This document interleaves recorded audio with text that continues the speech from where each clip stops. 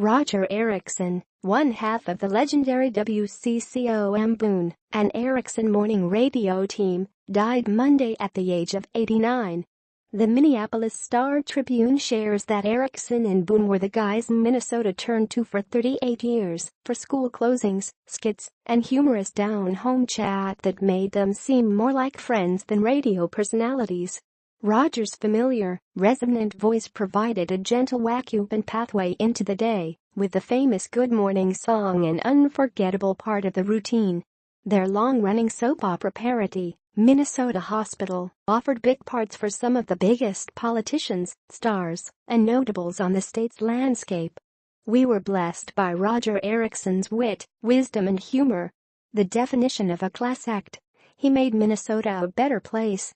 Pic.twitter.com CZUFDH70, Paul Douglas, at @PDouglasWeather, October 31, 2017.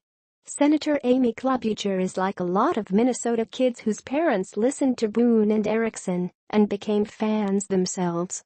He was a friend of my dad's and I have early memories of the two of them ribbing each other over the airwaves, Klobuchar recalled.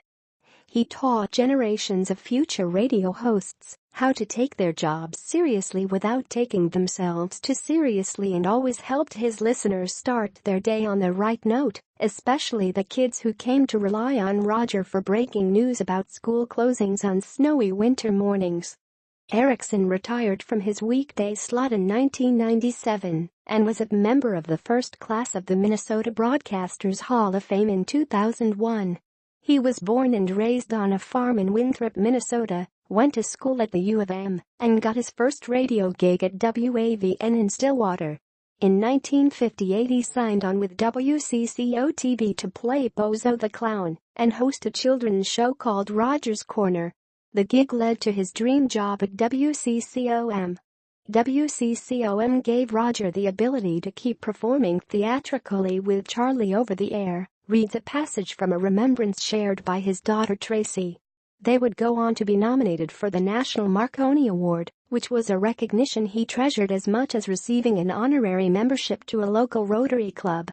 He was truly grateful for his amazing career, opportunities, and relationships that came from working at what he called the greatest radio station of all times until he retired in 1998.